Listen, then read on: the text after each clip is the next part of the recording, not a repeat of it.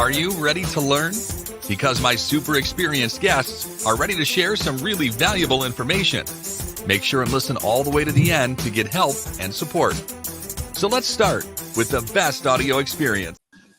Hello guys, welcome to our show. Today we discuss about buying journey, how you can create content, to touch sales funnel, to consider their preferences, and many other great valuable insights that Alysia Eve will share with us. How are you? I'm doing well, Anatoly. Thanks for having me. A big pleasure. I love learning about customers because 10 years ago, when I started my online journey, I didn't consider a lot about customers' preferences because at that time I thought more about search engines, how to satisfy their algorithms, about social media algorithms. Today, it's a bad strategy because today, if you can satisfy your customers, you can satisfy any algorithm. So the best way to do it. Alysia, before we start, just tell more about yourself, experience, background, and why you decided to share with us about this topic. Yeah, thank you so much once again. So my name is Alysia Eve. I'm the Director of Product Marketing at ShareFile. And I've been in product marketing for almost 10 years. I have prior experience in sales, in marketing, in product development. So quite a rich and varied background. And to your point, Anatoly, as you mentioned, it is all about designing an experience for your customers all the way through the funnel to adoption. That is aligned to what they're looking for. It speaks their language. And ultimately, that helps build customer loyalty once you're able to close that deal and allow them to help see value in your product through adoption campaigns. And so I think this is such a compelling topic. It's one that I know is top of mind for a lot of people as they rethink their CX experiences and how they're drawing people into their know about their products and using their platform. So it's a timely topic. Yeah, nice. Okay, let's talk about this topic. Alysia, I have the first question about how to learn customers. Can you tell how to do it? Because I see when companies, even big companies, they use the average data from online tools, Ahrefs, SEMrush, Moz, many others. So they just take the average data. But it's interesting that customers are different. They have different mindset. They have different preferences. In the end, even if we sell the same products that our competitors have, we have our unique selling proposition. So let us know how to learn customers. I mean, it really does all start from the foundation of developing a compelling buyer persona. And the way that I see a lot of companies do this is what I think of as an inside-out approach. So maybe you get a bunch of people, some salespeople, some marketing, maybe product marketing together, and you go through a template of what are their pain points, what are they looking for, all of these kind of basic questions, and you answer them together as a group, and then you take that and you build on top of it marketing campaigns and adoption strategy, sales motions, all of that. I think though the challenge with that is it's from your perspective. And the biggest error that I hear or that I see companies make is that they assume that their product is the center of the customer experience, right? So they think about the customer's pain points in a way that only their product can solve, but yet the pain points aren't actually attributed to your product at all, right? There's a lot more that a customer is thinking about. And when you're talking about building a buyer journey, it's not about what your product can do for the customer. It's about understanding what that pain point is for the customer and how your product helps solve it. And that might not be one-to-one, right? And I think this is a big mistake that I see a lot of organizations make, is that they assume that everything that a customer is experiencing, all that they want to solve is directly attributed to their product. But if you take an outside-in approach, you can actually develop marketing and campaigns that aren't just about the product, but they actually tap into something at a more emotional level. And really, that's how we make buying decisions. It's not necessarily always logical. There's also an emotional component to it. And that's where the opportunity lies.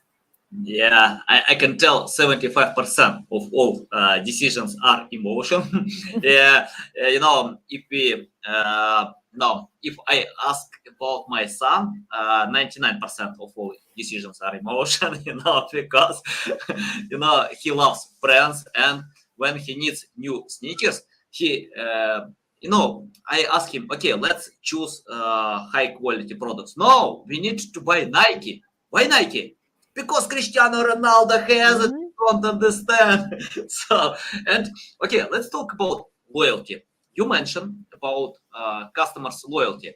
For me, for example, I'm loyal with Apple brands. I have many gadgets, MacBook, iPhones, AirPods, Apple Watch, many other items, and but it doesn't mean that I'm a loyal customer because of the quality. I love quality, and if Samsung or any other brand will surprise tomorrow, I'll buy Samsung. No, why not? I love Apple because of simplicity of using. I don't need to I don't know, to smash my mind, how to use iPhone.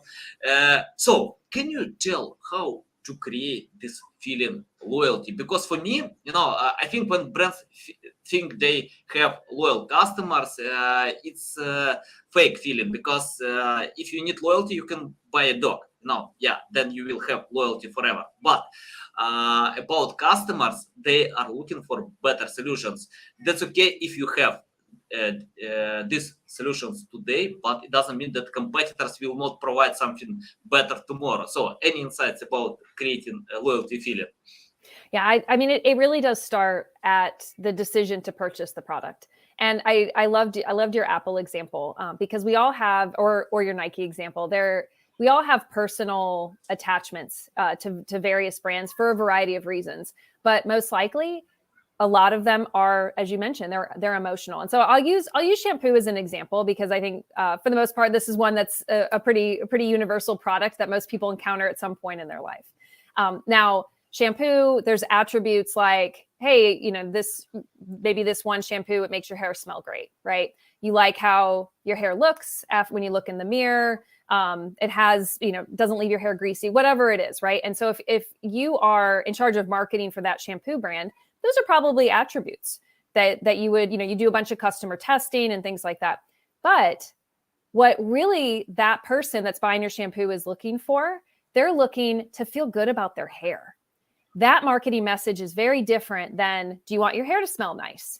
Do you want your hair to be bouncy? Do you want your hair to be shiny but not greasy? No, it's actually about, hey, do you just want to feel really great when you look in the mirror and you style your hair? Because that's a feeling that's intangible. Now, if you're able to create that with that product, that's going to create loyalty, because now that customer, every time they use your shampoo, they're going to remember how they felt, both in terms of how they bought it, and then if the product backed it up. And there is a gap. I mean, let's be real, right? Like sometimes we buy products and the marketing is excellent, and then we get the product and that is not at all what that product ends up being. So it really is about the message, and the value proposition has to match the actual customer experience to create that loyalty. Nice, valuable. Okay, let's talk about storytelling. I opened your LinkedIn profile, and the first word in your bio, storyteller. It's interesting. We discussed a little bit about Apple, and I remember when I watched the presentation of Apple about new Apple Watch, Tim Cook didn't share any features. He shared 3 stories how this Apple Watch can decide my problems. After watching this presentation, I got the feeling I need it. I need this Apple Watch. I bought 3 pairs for me, for my son, for my wife. They probably kill me if I buy only for myself. So I can't do it. Today, the Atlantic Ocean owns my Apple Watch. It happens. But, I have the question about storytelling. Can you tell how to craft the story?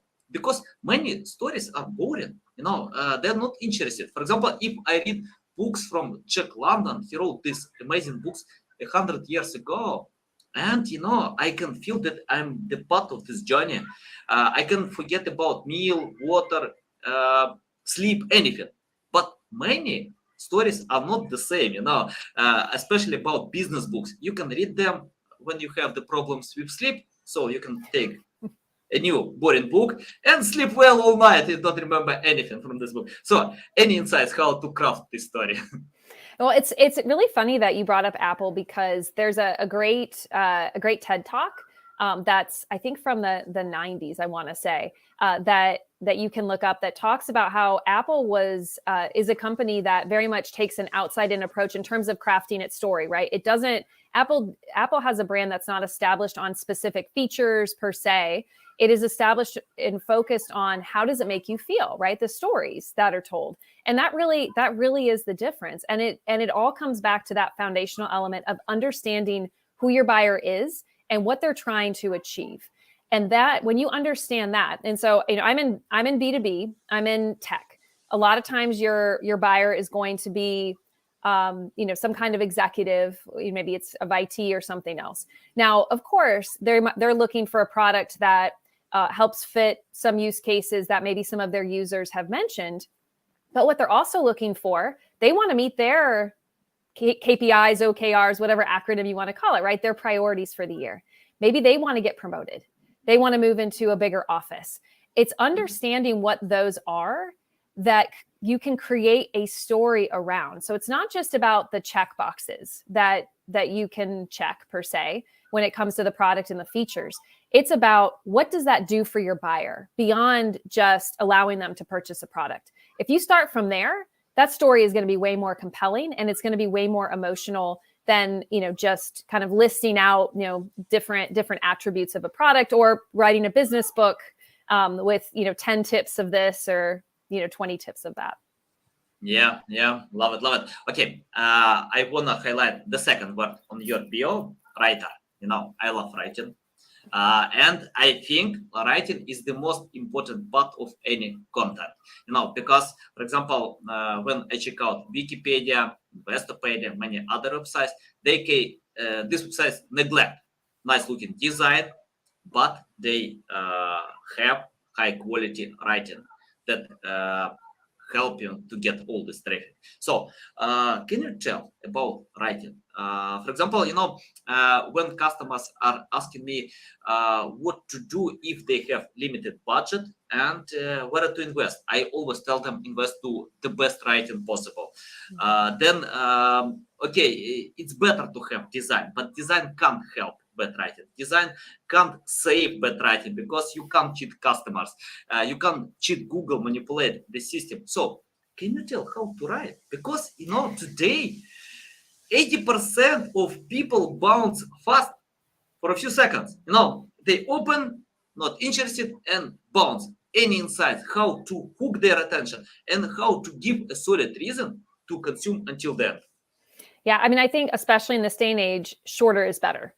And this is where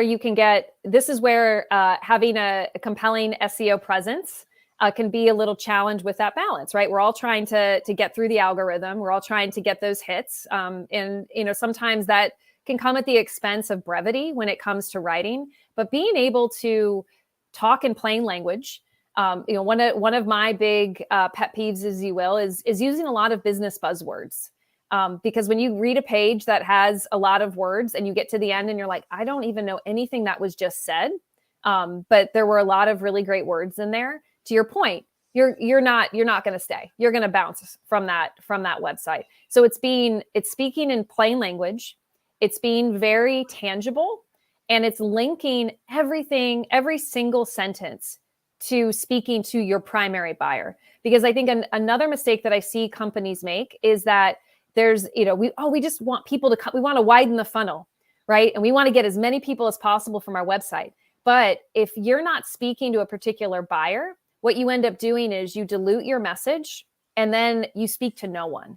And so when it comes to writing, again, whether that's website, whether that's leave behinds from a sales organization, everything should be concise, to the point, and structured directly to speak to who your primary target segment is going to be. Just following those three, you're going to have a much more compelling content in terms of, from your website or any other of your content development. Yeah, I think simplicity is key. I agree with that. If you have simple content, then you don't need to crush your customers' minds, so they can. Yeah, I love. By the way, we mentioned a few times about Apple, but when I open Apple.com, I can see only a big picture of iPhone and a few words. Compared to many other websites, it's very simple. Now, Apple can sell on the first screen MacBook, AirPod, many other items, but Apple is responsible. iPhone is responsible for 44% of all revenue. So why they need to list all items? And it's better to show best-selling products. Okay, let's talk about the structure. Can you tell how to structure content? Because you are passionate about product marketing, and when customers are, for example, if a website has a lot of products, how to simplify their experience to find the right products? Any insights about that? Now, that's a great. I'm a big believer in the rule of three.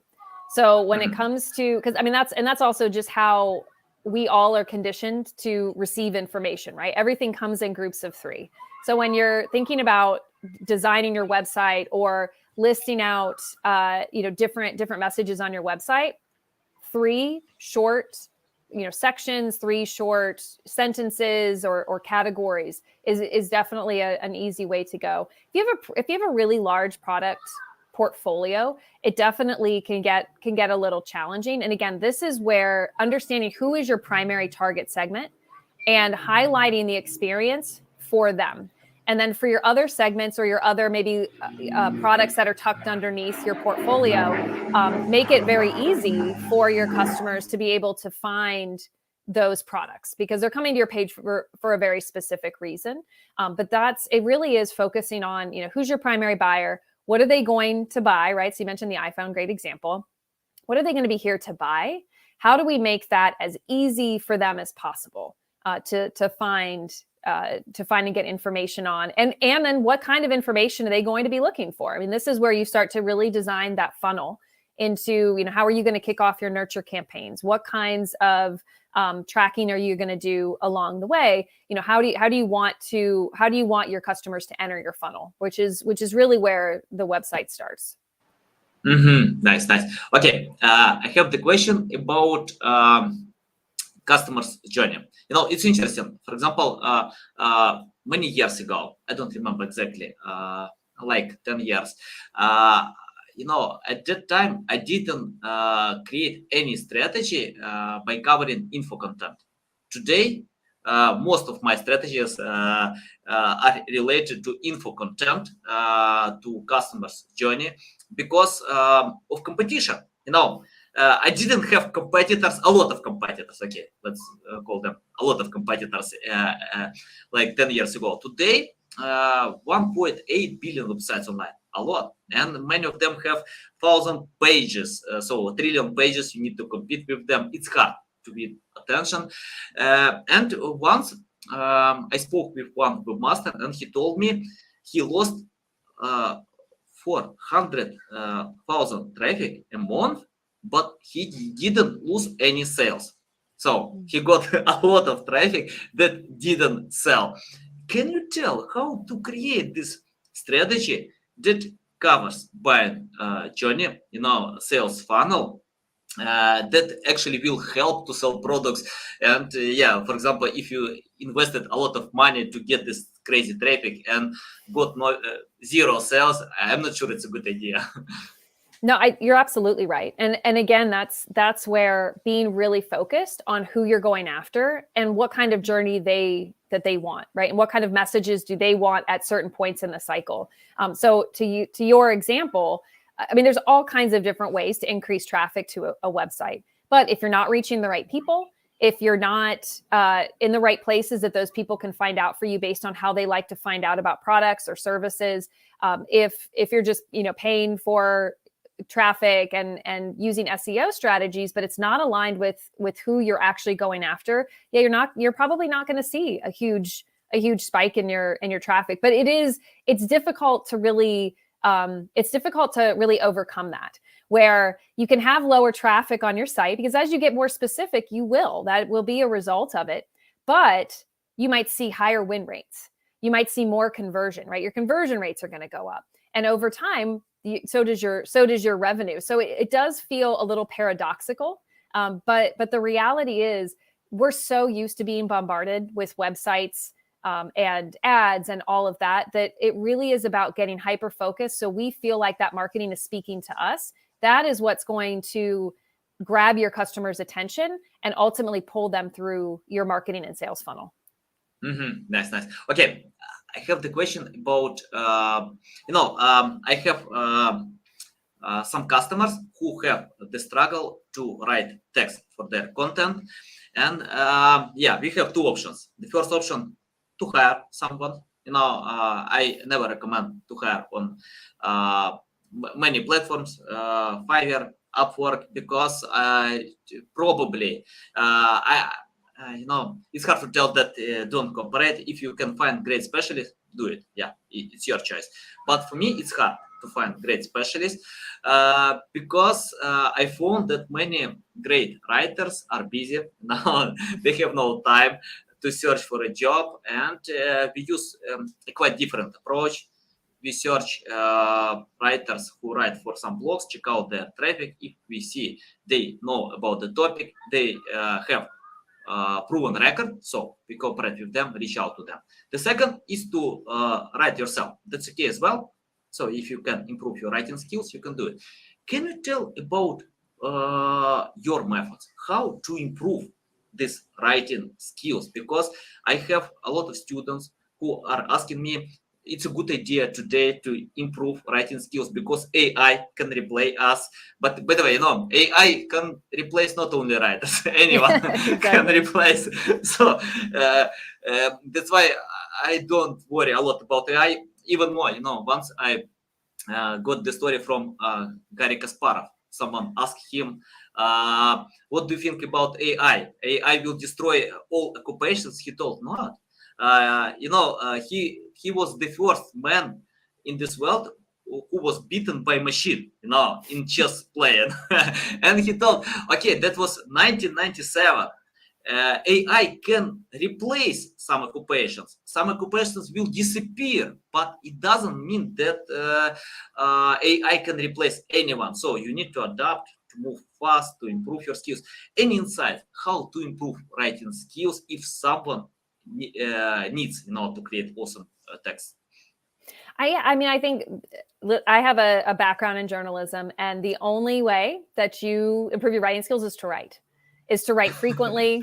I wish that I could give more of an insight into it, but it really is just about doing it regularly. Now, the good news is that as we were talking about in terms of like website content, people just want words and sentences they can understand.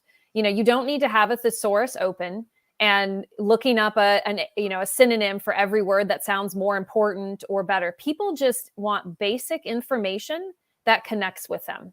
That doesn't require you to have an MFA in English writing at all. And I think that's definitely a misnomer when it comes to messages. Now, of course, as you mentioned, there are people that do this professionally, and of course, it's a different level, right? But at the end of the day, if all you're trying to do is convey information, make sure that people understand what your product or who you are, what you're all about, quickly, easily, and then make a decision on whether or not they want to move through your marketing or sales funnel, anyone can do that. Anyone can do that if you just focus on the person that who is it that you're trying to get to your site and to buy your product, and just write the sentences and words that will get them to understand what you're doing and continue. Yeah, I love this book, Martin Eden, by Jack London. It's an awesome book about a guy who didn't have any education, but he just wrote a lot every single day. He was consistent on that, and he could overcome many others. And it's the same. I love your tip.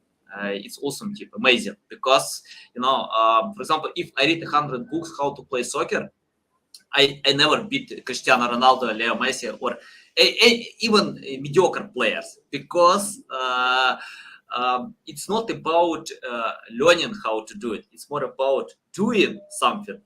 If you want to write awesome text, you need to write. If you want to play soccer, you need to hit a ball 10,000 times than read how to play soccer. So, yeah, Stephen King once shared how to improve writing skills. He told you need to do two things, write and read a lot. So simple, Well, I mean, Anatoly, you mentioned that you have a son. I have two as well, and they're at the age where they're learning to read and write. And what does that mean? They read and write every day, right? Just a little bit here or there, but that's how we all learn any kind of new skill. So. Yeah, by the way, my son hates writing, hates reading. he loves playing soccer. I don't know how to. I'm not good father, to educate. It's better or not. But I usually listen to him if he likes soccer. So yeah, let's do it. Let's play more. But you need to learn as well. Yeah, it's a balance.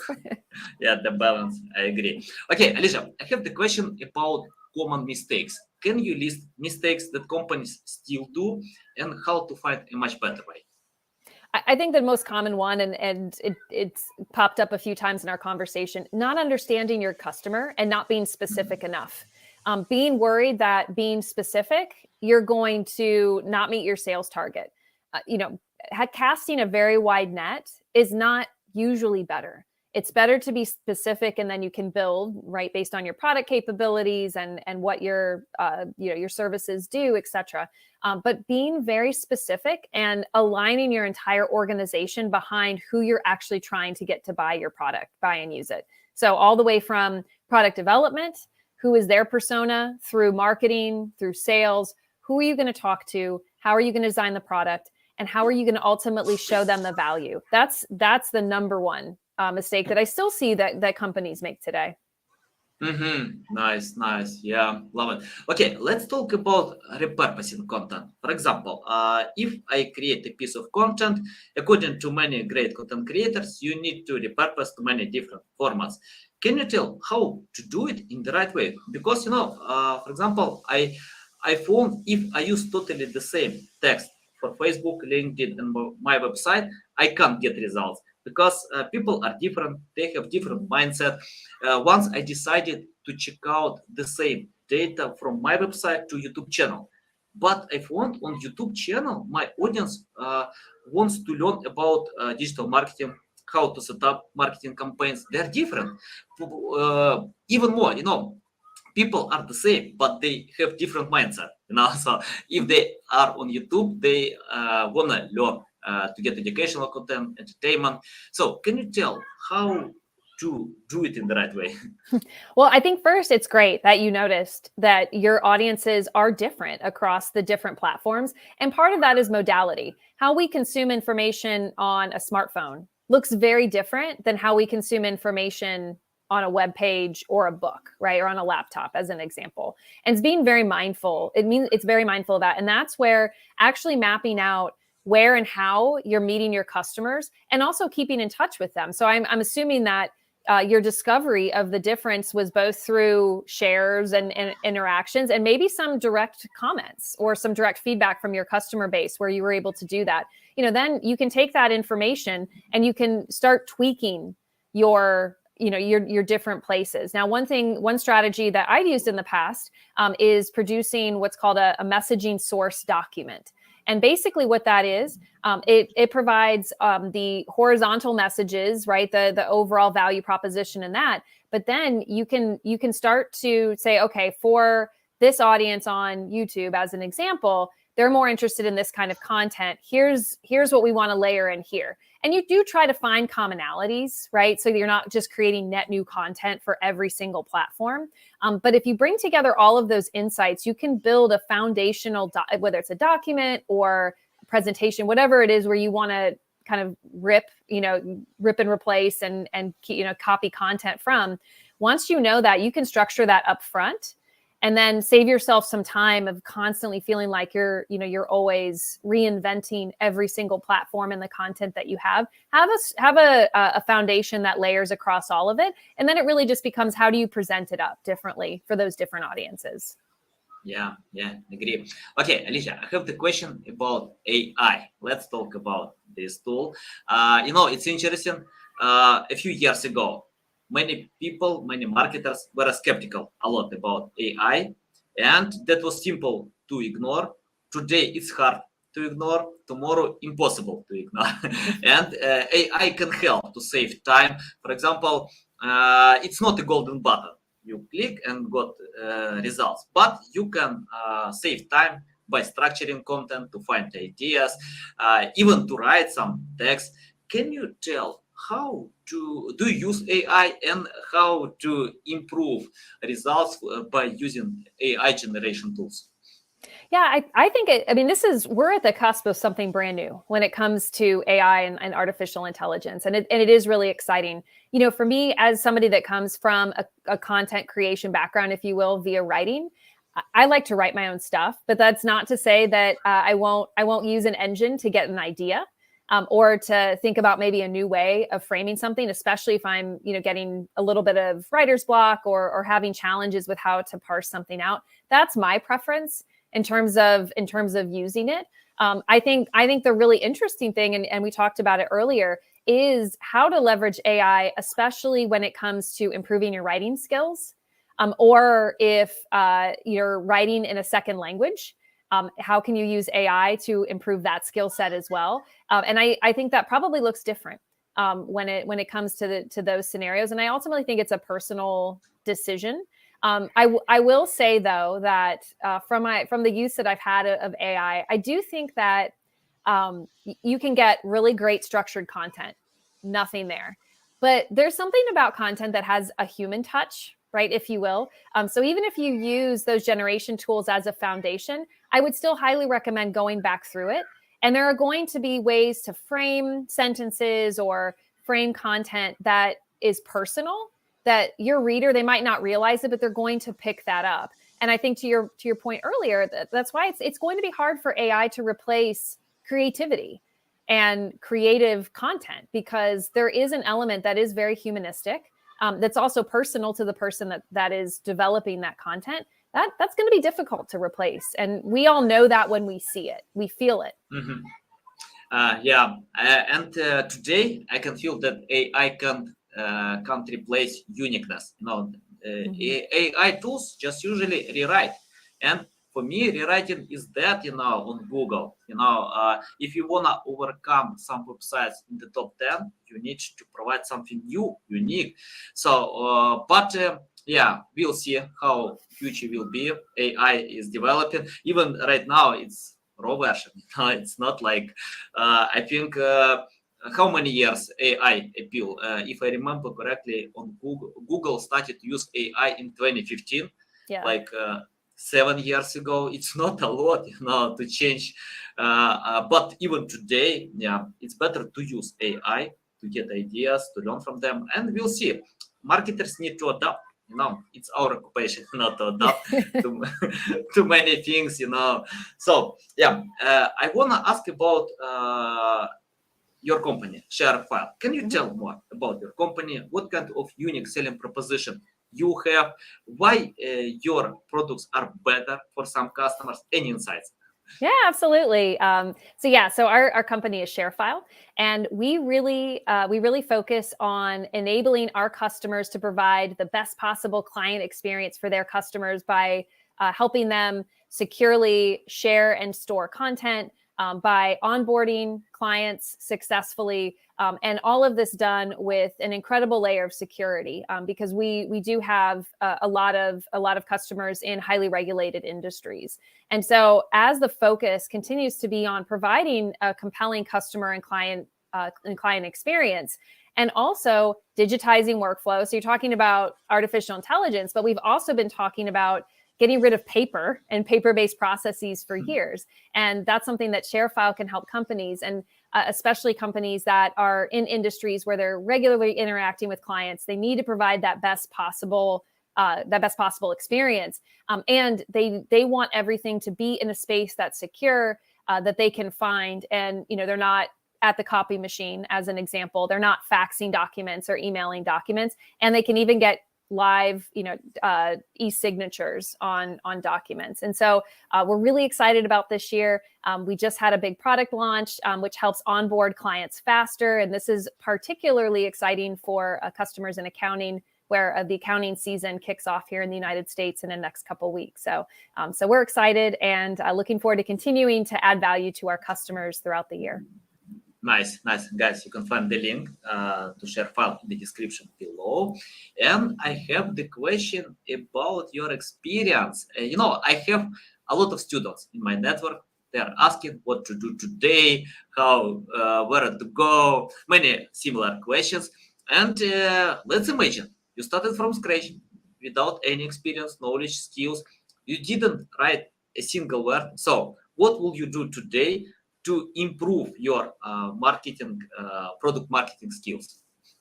Great question. I think what's so unique about product marketing is that it's an art as much as it is a science, and it relies on your unique background. And there's such a wide variety of skills. And so what I would tell the students that are listening is, if you're interested in product marketing, if you're interested in working with companies to help craft messages, understand their customers, and build customer journeys, the first place to start is really understanding. So that's a really big wide net that I just described, and every company does product marketing differently. So really the first aspect of that is to, one, find whatever opportunities you can, whether that's through internships, courses that you can take, to really start understanding what part of that really interests you. And then it's about investing in some of those skills. And when I say that, again, it doesn't mean I need a formal degree to do this. That's the beauty about product marketing. There's no degree in product marketing that you can get. And people come from all kinds of backgrounds. I have a journalism background. I have people from marketing backgrounds on my team,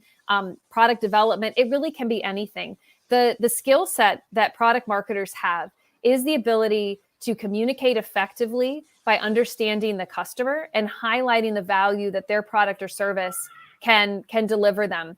And you can get that through experience. You can get that through designing through your own company, right? Setting up your own website, taking those learnings and turning them into something to put on your resume, working with friends that maybe you're starting businesses, or you're doing a paid or unpaid internship. There's all kinds of opportunity. But I think, like I said, the good news is there's no certificate. It's all about experience. And as long on your resume, you can tie together the different experiences that you've had that ultimately produce the total skill set that aligns to product marketing. That's all I look for when I'm hiring. Nice. I don't look for job titles. I don't look for specific experiences. I look for, can you tell me how all of the different experiences that you have level into a skill set that's going to work for what I'm looking for a job? And I think that that's pretty similar across most of product marketing. And so I think because of that, we're a very eclectic group of people. And we welcome people from all different kinds of backgrounds. And I actually think that's really important because buyers are all different. And so you have to be able to have a team that can speak to different kinds of buyers effectively. Nice. I completely agree with you. A great approach. And in my company, I never ask about your degree. Just show what you can do. It's much better. And I don't remember when Neil Patel can share, for example, guys, I got a new certificate, or Ren Fishkin can tell, wow, my new degree is coming soon. No way. These guys are practitioners. They do. Elon Musk dropped college. Bill Gates dropped the college.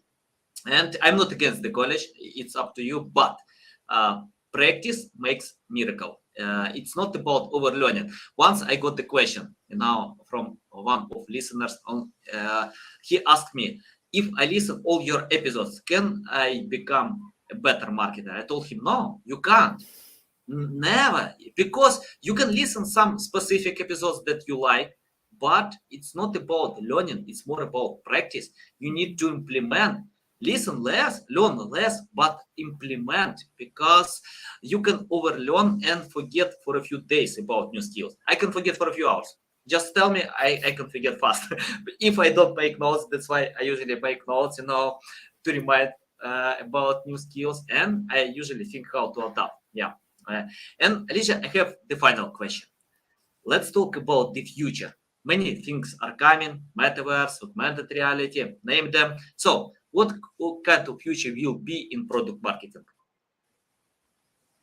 Yeah, that's a great question. I'm not going to say that I predict the future at all, because I certainly can't. I do think that the industry is changing. I mean, obviously, with all of the different technology, but as I mentioned before, product marketing specifically is a combination of both qualitative and quantitative skills. Especially once you've been doing product marketing for a while and you have some experience, there's just almost an intuitive way, an intuitive sense that you start to get about when you see opportunities.